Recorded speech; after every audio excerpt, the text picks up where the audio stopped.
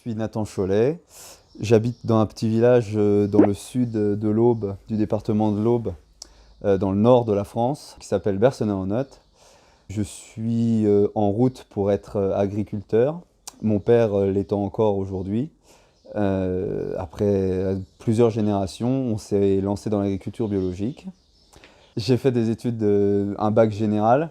J'étais en bac S. Mon père, pendant que j'étais en S, s'est converti en agriculture biologique et c'est là que finalement, moi, ça m'a vraiment plu. L'agriculture biologique, c'était vraiment une autre façon de travailler.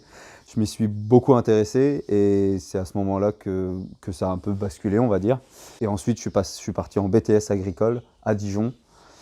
Et ensuite, après ce BTS agricole, j'ai voulu voyager plutôt que de tout de suite travailler dans une ferme, dans la mienne ou dans une autre. Je suis allé au Canada, dans une ferme de maraîchage en agriculture biologique près de Vancouver. Et ensuite, j'ai travaillé en Australie en voyageant et en visitant le pays. Je suis revenu en avril 2018. J'ai commencé à m'installer sur la ferme avec mon père, où on a réfléchi un peu à ce qu'on pourrait amener de nouveau, de neuf avec le bio qui était déjà en place depuis quelques années. Hein. Mais qu'est-ce qu'on pouvait amener en plus maintenant que j'étais là sur la ferme à 100%, on va dire. Donc on s'est mis en route sur la vente directe, le magasin à la ferme, transformation, conditionnement et tout à la ferme avec nos produits locaux et bio forcément, d'où le moulin. Voilà.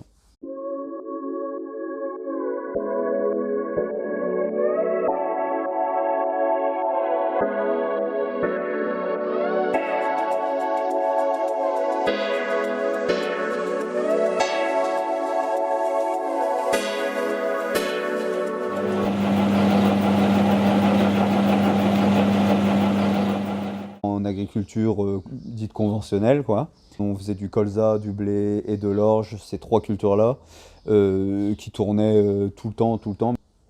Ensuite, on est arrivé au passage en bio en 2011, parce que mon père, il voulait plus traiter, ça l'intéressait plus du tout, c'était dangereux, il estimait que c'était peut-être dangereux pour son fils qui allait arriver derrière, et il voulait pas que je touche, à ça.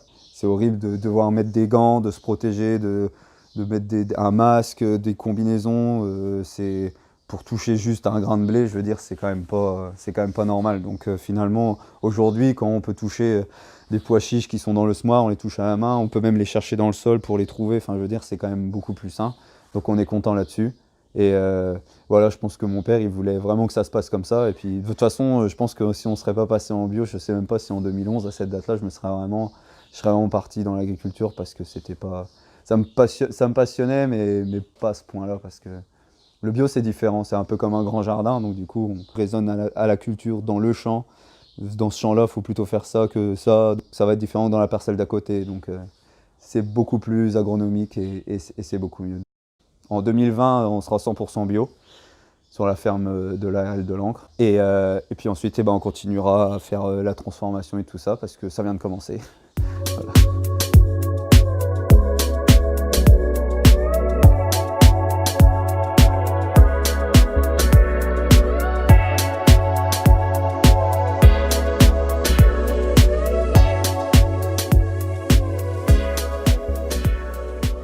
Au départ, pour la transformation, pour la vente directe, c'est sûr qu'il a fallu investir, ça c'est certain. Donc on a investi pour fabriquer un magasin, pour acheter le matériel qu'il faut pour la transformation. Et tout ça, c'est venu parce que on s'est dit qu'il fallait aller au bout de la chaîne. Maintenant qu'on est passé en bio, qu'on fait des petits rendements sur, sur nos parcelles et tout, on s'est dit qu'on pouvait peut-être aller encore plus loin et qu'on pouvait vendre nous-mêmes notre produit, mais plutôt que de le vendre en vrac, en camion, en big bag de 1 tonne ou 2 tonnes, plutôt vendre ça en petits sachets conditionnés de 500 grammes à 1 kg. Comme ça, maintenant, on plante, on récolte, on conditionne et on vend.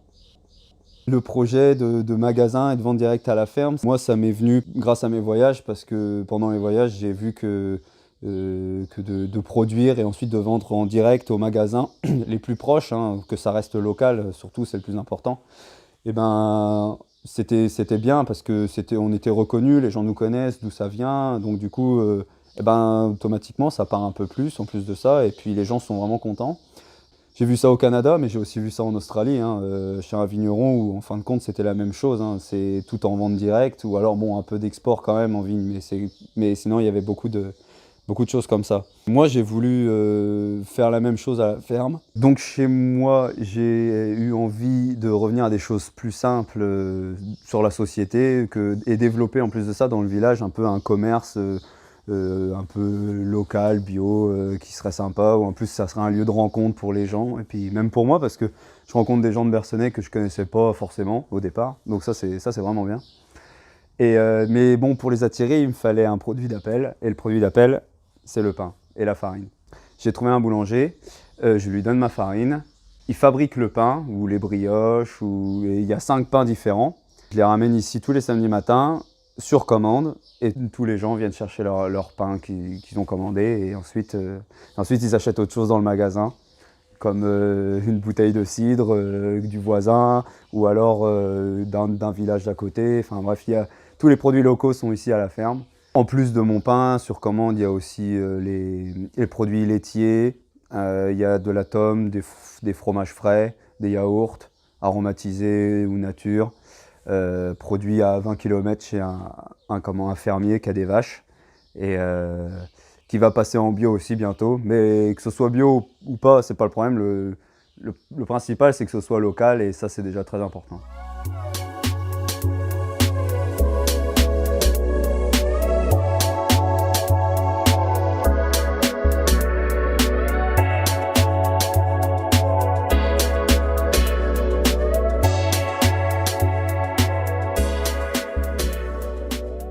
Dans le futur, là, ce serait très intéressant d'avoir de l'élevage sur la ferme avec tout ce qu'on fait. Ça m'intéresserait parce qu'on pourrait valoriser ensuite le fumier qu'on a derrière. Et ensuite, on a un cycle sur la ferme et on serait un petit peu autonome finalement. Et ça serait très très intéressant. Mais encore une fois, avoir des animaux, c'est du travail et ça demande du temps. Donc peut-être qu'un jour, il y en aura sur la ferme, mais ça serait vraiment à développer. Et sur une ferme en agriculture biologique, c'est même peut-être conseillé parce qu'avoir le fumier bio qui vient de chez soi, bah, au moins tu sais qu'il est bio, c'est sûr et certain. Voilà, tu sais d'où il vient, c'est un peu comme tous les produits, hein, c'est un peu comme les gens qui viennent chercher un paquet de farine au magasin à la ferme de l'Ancre, ils savent d'où ça vient. J'ai pas envie de dire que ce que je fais c'est mieux que les autres ou ce que les autres font, il faut pas qu'ils fassent ça. Non, c'est que moi je suis parti là-dedans parce que ça m'intéresse et puis je trouve ça plus sain et puis c'est mieux quoi, pour moi. Mais après, si je conseille à tout le monde d'aller en agriculture biologique, c'est quand même, on retrouve notre métier d'agriculteur, d'agronome dans les champs, à réfléchir, pas à appeler tout de suite le technicien, à se demander bah, tiens j'ai ça dans mon champ, c'est pas normal, bah, c'est juste un insecte, c'est pas grand chose, laisse-le tranquille. Voilà, des fois il faut juste faire la nature, c'est tout. Donc voilà, après ce que je conseille aussi c'est de voyager. Ça ouvre l'esprit énormément et c'est ce qui permet de développer de belles choses sur des fermes.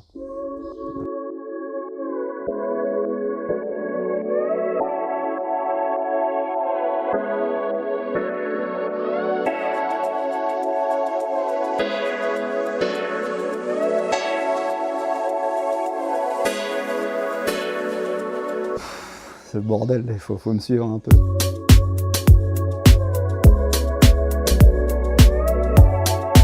J'ai mon site internet qui marche très bien d'ailleurs, c'est fermedelangue.com.